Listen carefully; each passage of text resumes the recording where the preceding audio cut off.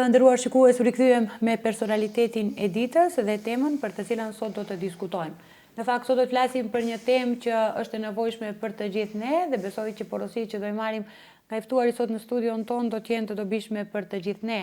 Do të flasim në lidhje me atë se sa rëndësi ka energjia pozitive, një temë shumë e nevojshme për ta trajtuar, pra rëndësia e energjisë pozitive në jetën e njeriu. Dhe për të folur për këtë temë, ne kemi nderin dhe kënaqësinë që të na nderojë në emisionin ton. Ai është jurist, njëkohësisht opinionist për të folur në temën e vetvlerësimit dhe vetzhvillimit, Belkis Latifi. Përshëndetje dhe mirë se na erdhët. Përshëndetje, mirë si u gjej, faleminderit për ftesën, është kënaqësi. Faleminderit shumë që gjithmonë na nderoni dhe kontribuoni për temat të cilët janë shumë të rëndësishme edhe për neve si shoqëri. Çfarë paraqet në fakt energjia pozitive dhe çfarë rëndësie ka ajo në jetën e njerëzve? Fillimisht mendoj se neve për gjatë kohës të cilën do ta kemi në dispozicion, do të flasim për një temë ndoshta shumë e rëndësishme, në veçanti kohëve të fundit, po që se neve do t'i themi ndokujt se do të flasim për energjinë pozitive, me njëherë është e mirëpritur, me njëherë reflekton, rezaton tek tjetri që dëgjon se do të flitet për një temë të tillë. Dhe duke pasur parasysh zhvillimet e fundit dinamike në jetë, mendoj se po aq sa shtohen zhvillimet, po aq shtohet edhe nevoja e përditshme, do kisha thënë, për të folur mbi energjinë pozitive, sepse energjia pozitive është si muskujt. Ajo duhet që të trajtohet, duhet që të ushtrohet për çdo ditë. Nuk është se neve për shembull mundet që të marrim energji pozitive një herë e pastaj ta kemi përgjithmonë. Është një çështje e cila ka nevojë që her pas herë neve të karikohemi, sikurse celularin që në vazhdimsi e mbushim, sikurse makinën që në vazhdimsi e mbushim, gjithashtu kemi nevojë edhe për energjinë pozitive që të mbushemi në vazhdimsi. Prandaj që mendoj që është një temë shumë karizmatike dhe e cila do t'ju shërbej njerëzve, do t'i shërbej komunitetit dhe të gjithë atyre që po na ndjekin dhe na dëgjojnë. Shkurtimisht, energjia pozitive është ajo ndjesia e mirë, do thotë që neve e kemi, ajo ndjesi që ndikon pastaj në mendimet tona, ndikon në ndjenjat tona dhe ndikon rrjedhimisht edhe në veprimet tona, sepse këto kooperojnë me njëra tjetrën. Ndjenjat, mendimet, pastaj kalojnë në veprime, edhe neve do t'i bëjmë veprimet e tilla. Kur neve do të kemi energji pozitive, nënkupton që do të jemi më të qetë edhe do të jemi më të lumtur, gjë të cilën të gjithë njerëzit këtë e duan. Të gjithë njerëzit këtë e kërkojnë, në kërkim të kësaj janë. Pra, kur neve do të kemi energji, do të posedojmë energji pozitive në veten tonë, nënkupton që do të jemi më të qetë në jetë. Nuk kupton që do të jemi më të lumtur në jetë. Nëse e shikojmë ndonjë i cili është i qetë, e shikojmë ndonjë i cili është i lumtur, rrjedhimisht me automatizëm nuk kuptojmë se ai ka energji pozitive, sepse nëse është i tillë edhe do të përçojë një energji të tillë. Njerëzit të cilët posedojnë energji pozitive, kjo ju mundson që më lehtë të marrin vendime në jetë. Për shembull, njerëzve ju duhet që për gjatë jetës të marrin vendime të ndryshme. Kur e kanë energjinë pozitive, ju mundson që ata vendime t'i marrin shumë më lehtë. Raporti me të tjerët, ata që kanë energji pozitive, kanë relacione, kanë raporte dhe marrëdhënie shumë më të mira me të tjerët, me njerëzit, me shoqërinë, me rrethin ku jetojnë, kanë marrëdhënie më të mira, ata të cilët posedojnë energji pozitive. Gjithashtu, njerëzit të cilët posedojnë energji pozitive, kanë motiv, elan, vullnet shumë të madh për t'i realizuar, për t'i arritur qëllimet në jetë. Njerëzit të cilët, pse ju duhet energjia pozitive? Ju duhet njerëzve për shkak se kjo shërben si një urë lidhëse mes tyre edhe realizimit të qëllimeve të tyre. Ata që kanë energji pozitive janë të mbushur me pozitivitet e absorbojnë në vazhdimsi, nuk kupton se do ta kenë rrugtimin më të lehtë për t'i realizuar qëllimet e tyre në krahasim me ata të cilët nuk e posedojnë energjinë pozitive. Pse e gjitha kjo? Sepse energjia pozitive nënkupton që do të tërheq edhe rezultate pozitive. Sepse ajo që neve, për cilën neve e kërkojmë, ajo vjen edhe drejt nesh. Një poet i njohur dhe mistik Rumiu thot, ajo, kjo është shumë e rëndësishme për çdo kë. Ajo që ti po e kërkon dhe po ec drejt saj, ajo është duke ardhur drejt teje. Ajo që ti po e kërkon, ajo po të kërkon ty. Pra, çdo gjë në jetë, çdo qëllim që neve e kemi dhe punojmë për të, jemi të motivuar, kemi vullnet, kemi energji, e jemi në kërkim të saj, ta dim, edhe ajo është në kërkim tonin. Pastaj do të varioj prej nesh se sa do të jemi konzistent, sa do të jemi të qëndrueshëm në këtë rrugtim, në këtë synim, në këtë objektiv, do të varet pastaj edhe realizimi i saj. Po rregulli thot, ajo drejt së cilës neve jemi nisur, edhe ajo është nisur drejt nesh. Atë çfarë e synon, atë dhe do ta arrish. Po si ta kultivojmë energjinë pozitive? Jo çdo kush mund të ketë energji pozitive. Cilat ishte ajo porosia juaj se si mund ta kultivojmë një energji të tillë? Po, gjithashtu edhe kjo është shumë e rëndësishme, se si neve ta kultivojmë, se si neve të arrijmë deri tek energjia pozitive. Mendoj se ndikojnë shumë prej elementeve, por neve do të mundohemi që t'i përmendim disa pika të cilat na ndihmojnë edhe na e lehtësojnë arritjen deri tek kjo lloj energjie. Çfarë duhet bëjmë? Fillimisht, që kur fillon dita, sepse dita e mirë shihet që në mëngjes, që kur fillon dita, neve duhet ta fillojmë ditën me mirënjohje. Neve duhet, si njerëz, duhet të jemi mirënjohës ndaj asaj çfarë e posedojmë dhe e kemi për momentin. Duhet të jemi mirënjohës. Për shembull, kur zgjohesh në mëngjes, duhet që të analizosh, të meditosh mbi mirësitë, mbi gjërat e bukura që posedon, sepse nuk ka mundësi që të mos kesh asgjë mirë në jetë, asgjë të bukur, të jetë gjithçka e zymt. Nuk është e mundur kjo. Kur të zgjohesh, të jesh mirënjohës për të mirat të cilat të rrethojnë, për gjithë ato çfarë e posedon, sepse problematika e të qenit mirënjohës ndaj asaj çfarë e posedon në jetë është bukur e madhe. Në praktik, shohim tek njerëzit. Për shembull, kemi njerëz të cilët shumica e shoqërisë në kërkim të cilave gjëra janë. Ky lloj personi i posedon që të gjitha. I posedon. Njerëzit janë në kërkim për shembull të pasurisë. E posedon. Por në qoftë se qëndrojmë me të, në qoftë se kooperojmë me të, do të shohim se është një person i zymt, i palumtur, i pakënaqur. Çfarë është problemi këtu? Problemi është sepse ai nuk është i vetëdijshëm. Nuk është i vetëdijshëm për pasurinë të cilën e ka. Nuk është i vetëdijshëm nuk është mirënjohës, nuk ka analizuar, nuk ka medituar. E gjitha fillon nga analiza. E gjitha fillon nga meditimi, ku neve do të meditojmë. Pra, ky person, edhe pse është i rrethuar me gjithë gjërat të cilat ai dëshiron, gjithë gjërat të cilat i do dhe ka synuar, ai përsëri është i zymt, përsëri është i palumtur, i pakënaqur. Shtohet pyetja pse? Sepse ai nuk është i vetëdijshëm për atë çfarë posedon. Pra, pika e parë për të nisur, për të qenë më pozitiv, për të pasur, për të reflektuar pozitivitet, është që të jesh mirënjohës për gjërat të cilat i posedon dhe mos u krahaso me të tjerët. Neve duhet që gjatë jetës të merremi me veten tonë. Madje, në qoftë se neve merremi me veten, nuk do të kemi edhe shumë kohë. Jo shumë kohë, po ndoshta fare kohë nuk do të kemi. Edhe nuk do të kemi hapësirë që të mund të merremi me të tjerët. Mund të merremi me jetën e atij dhe jetën e këtij dhe kështu me radhë. S'bjen, nuk ke kohë. Duhet që ta vësh fokusin tek vetja. Mos u krahaso me tjetrin. Jeta të cilën ti e jeton nuk i përket atij. Rrethanat në të cilat je rritur, mundësitë të cilat i ke pasur dhe i ke, nuk janë të njëjta, nuk janë të ngjashme me tjetrin. Rrugtimi yt është unik. Zëri yt është unik, pamja jote është unike nga sot për sot 8 miliard njerëz në botë. Nuk ke mundësi të krahasosh me të tjerët. Ti ke mundësi të krahasosh me veten tënde. Çfarë jam dhe ku jam unë sot në krahasim me atë që isha dje.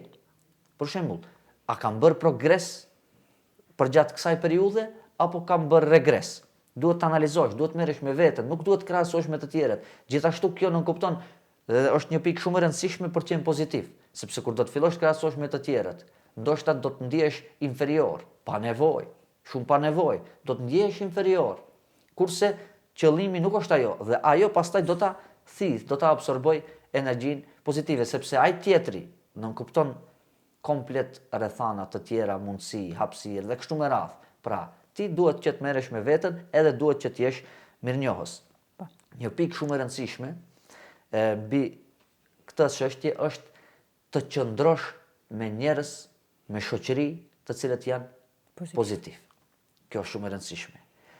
në një mjedis, në një rreth toksik, në vazhdimësi edhe ti do të thithësh energji negative.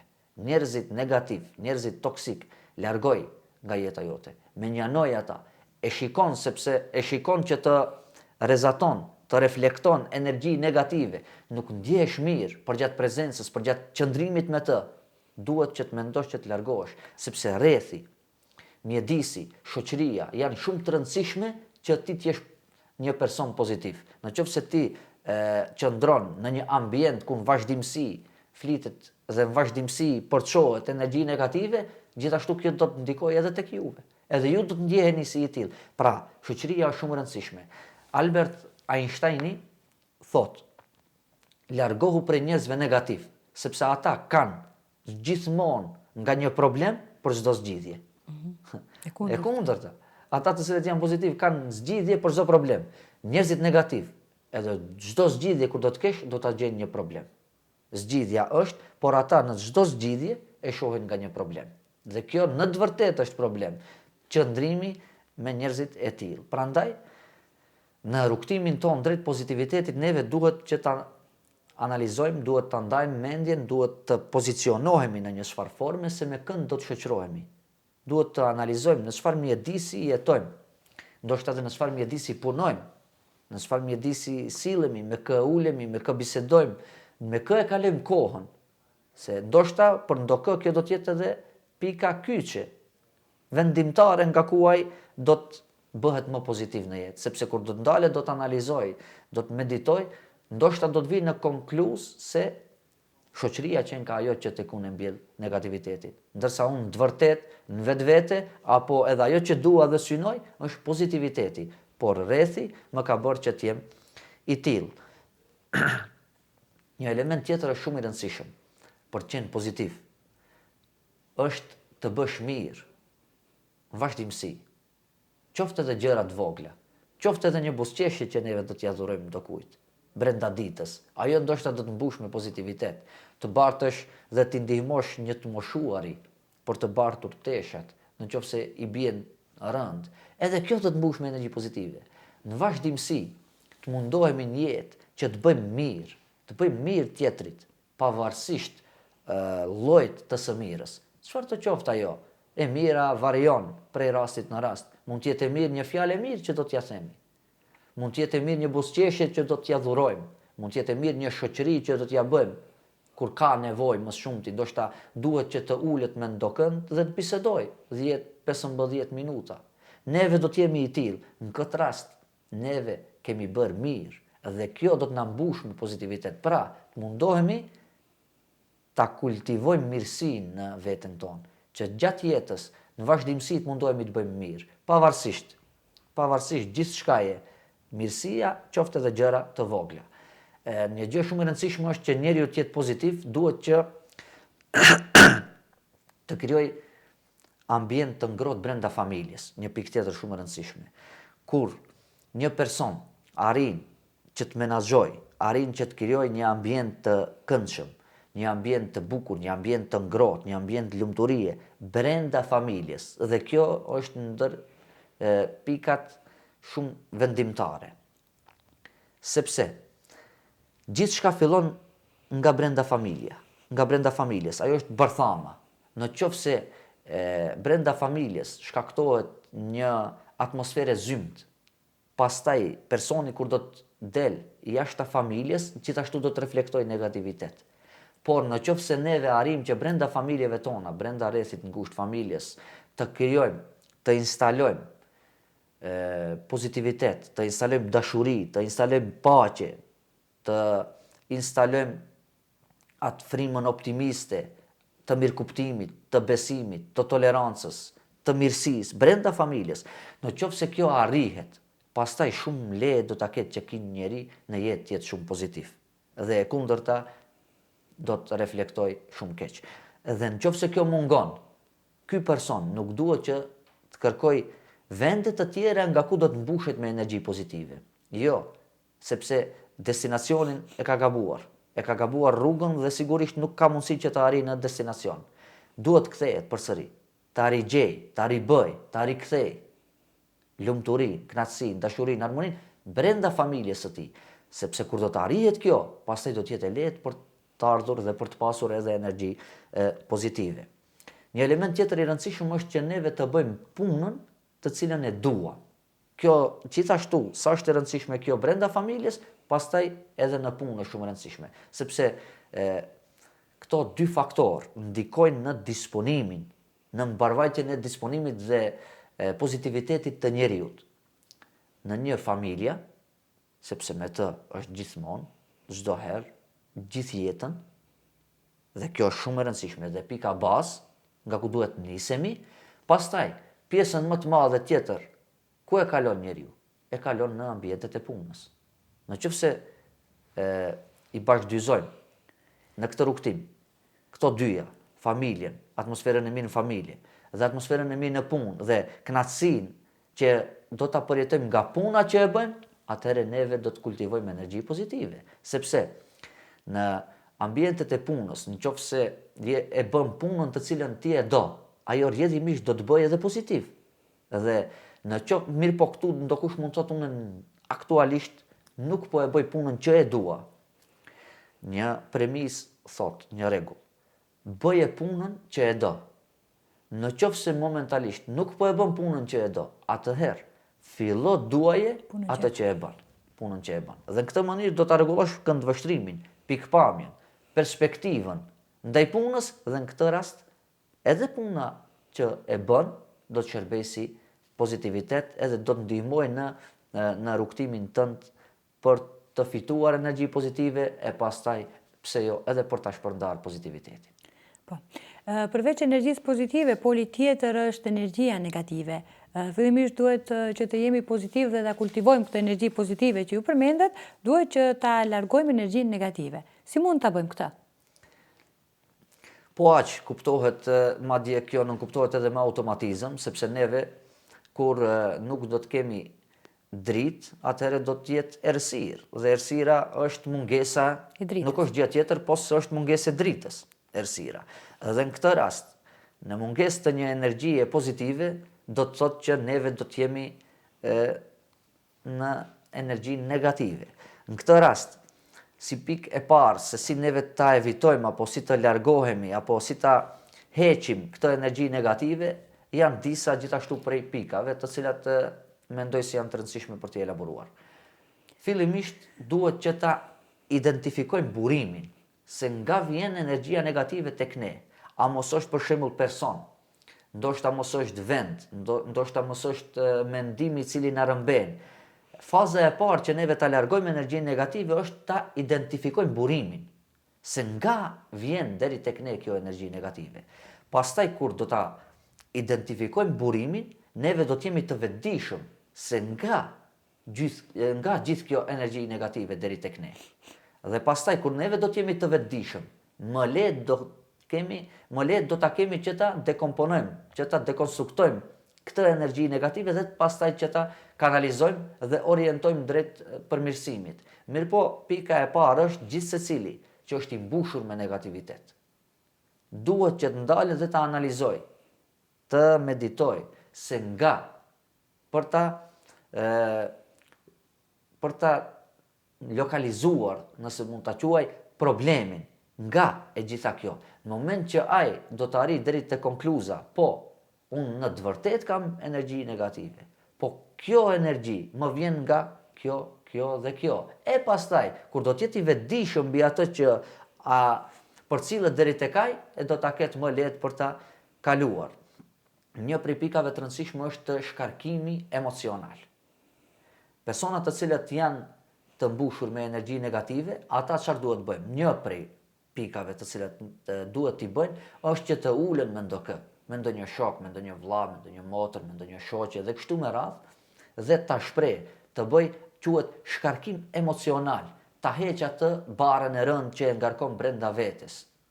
Të mundohet që ta heq, ta largoj, ta përcjell prej vetes tij dhe për të ndodhur kjo i duhet një bashkëbisedues, të cilës i beson dhe mund të shprehet. Keni parë për shembull një prej analizave është se pse që edhe në takimin e parë ndoshta njerëzit ndihen më mirë pas daljes nga psikologu se sa kur kanë hyrë. Për shembull, kur kanë hyrë brenda tek psikologu kanë qenë të mbushur dhe të stërmbushur me energji negative. Gjatë bisedave me të, pastaj ndoshta disa minuta mund të jenë, qoftë edhe orë, kur del nga psikologu ndihet më mirë. Ka sigurisht edhe arsye të tjera, por një ndër arsyet që gjithashtu është shumë e rëndësishme, shumë relevante, ajo që ai e ka shprehur, e ka nxjerrur ato që e ngarkon, e ka nxjerrur barën, e ka nxjerrur atë të keqen, siç mund të themi, toksikën nga vetja e tij, edhe kjo ka reflektuar që ta heqë energjinë negative. Pra është e rëndësishme gjithë secili prej neve që të kemi ndonjë në jetë tek i cili do të shprehemi. Qoftë ai prindi, qoftë ai fëmiu, qoftë ai vajza, qoftë motra, qoftë vëllau, qoftë shoku, qoftë shoq, pavarësisht. Ta kemi ndonjë tek i cili do të shprehemi për atë e cila neve na brengos. Kjo ndihmon shumë që ta largosh energjinë negative. Dhe nuk duhet evituar dhe nuk duhet anashkaluar ky element. Ndihesh keq, je i mbushur me energji negative. Ulu, bisedo me ndonjë te i cili ke besim edhe shprehe, sepse kjo do të ndihmojë që ta largosh energjinë negative. Pikë tjetër e rëndësishme është që të punojmë neve me mendimet tona. Neve duhet të punojmë me mendimet tona. Për shembull, energjia negative buron nga mendimet e përsëritura.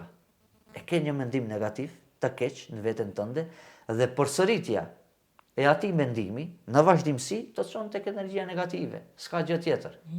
Mendimet e përsëritura, sepse Charles Swindoll thot, jeta është 10% ajo që na ndodh.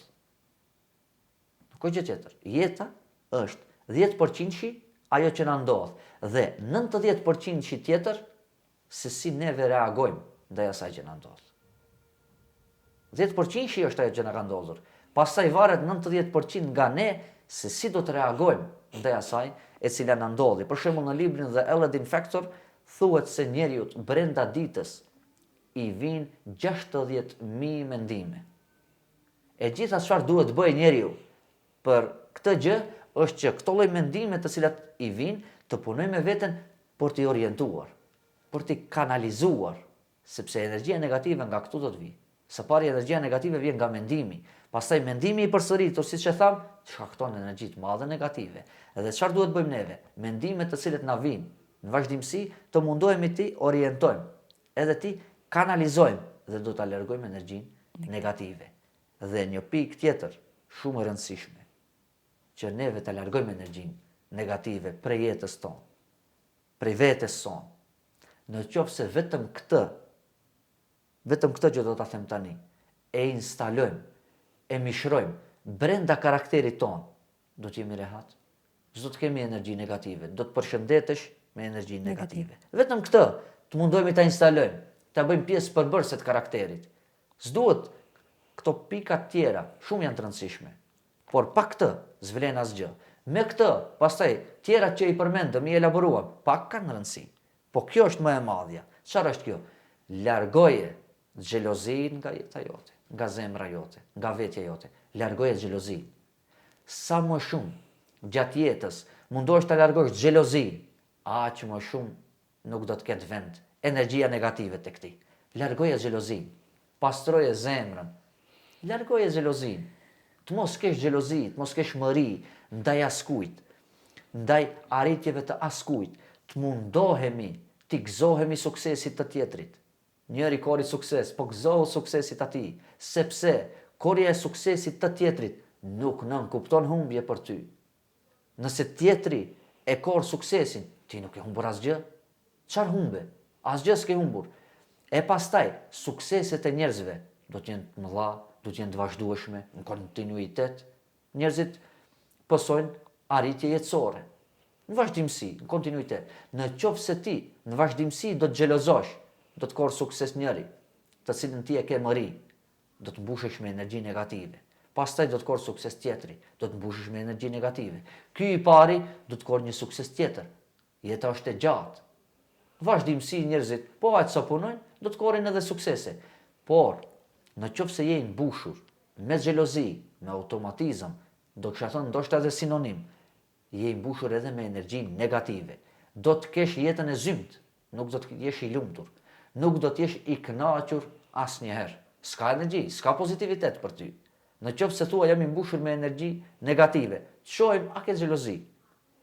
Sepse një person i cili nuk ka xhelozi në zemrën e tij, me automatizëm do të jetë pozitiv në jetë. Smërzitet ai, nuk e lodh veten, po ky tjetri e arriti këtë gjë, ky gëzohet, e përjeton madje sikur ta kishe realizuar vetë.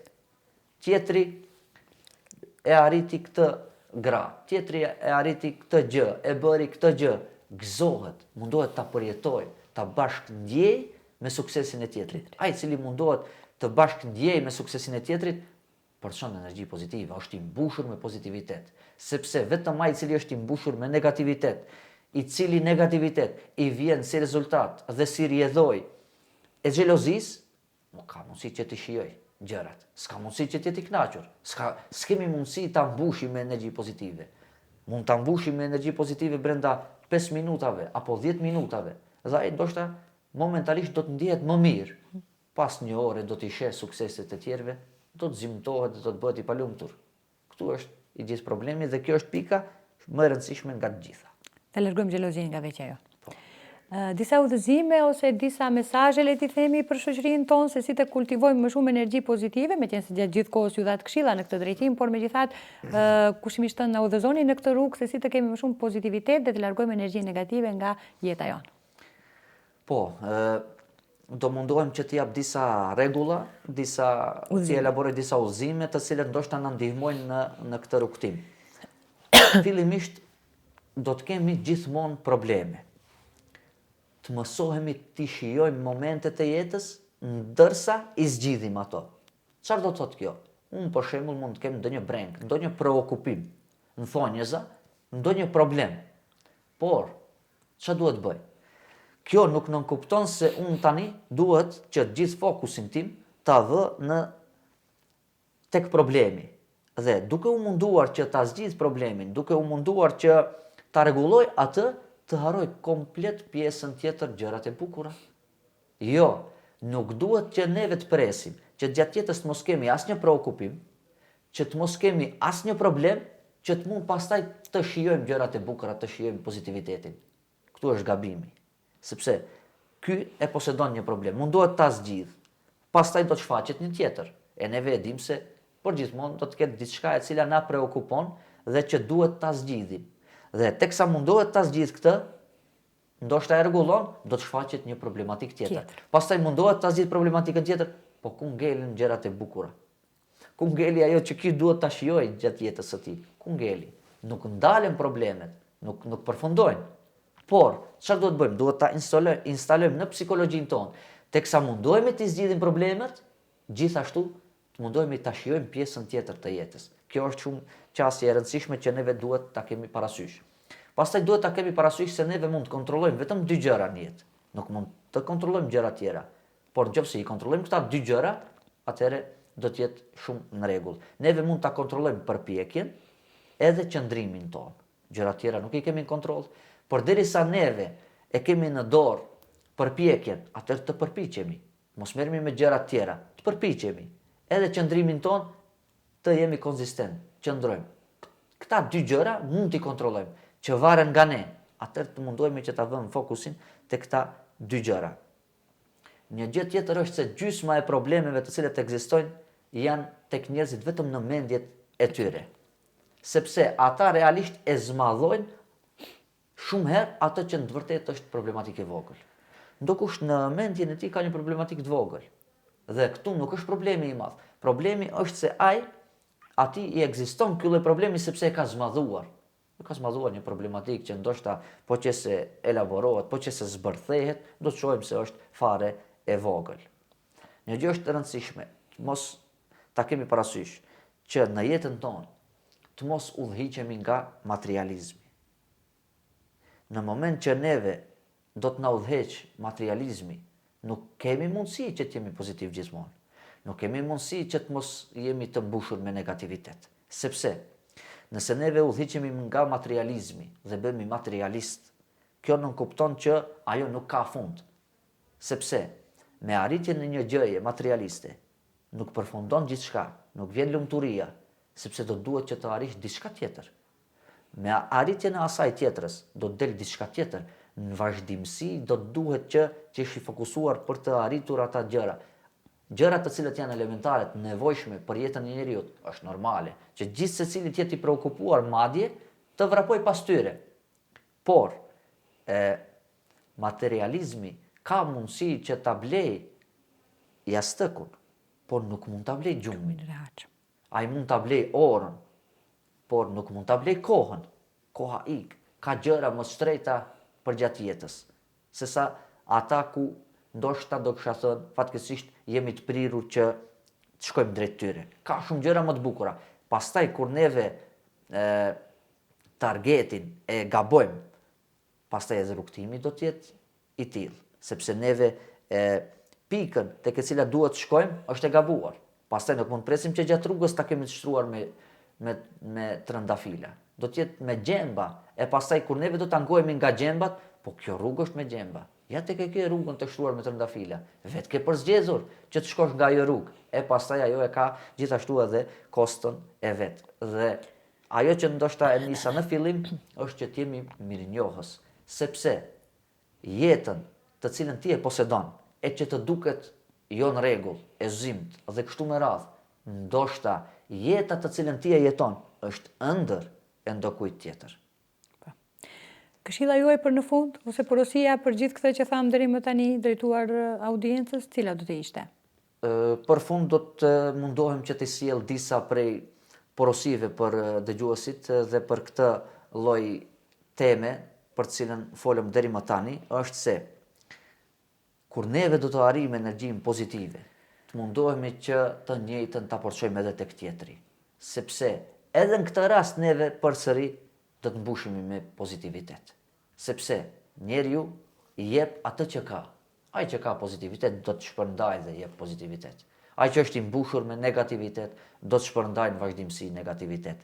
Neve duhet të jemi ata të cilët në dhomë do të sjellim dritë dhe jo errësirë. Neve duhet të jemi prej atyre që do të sjellim në shoqërinë tonë, në bisedat tona qetësi, jo tension. Dhe do të jemi prej atyre të cilët i japim energji botës, shoqërisë, komunitetit, pa u shterur vetë. Vetë duhet të jemi pozitiv, pastaj të njëjtën ta porçojmë edhe tek të tjerët. Do e kisha ndarë disa thënie për fund, të cilat mendoj se janë shumë të rëndësishme për temën për cilën po flasim deri më tani.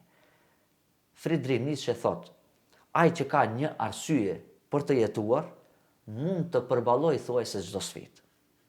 Vetëm a ke arsye, duhet kesh një arsye për të jetuar.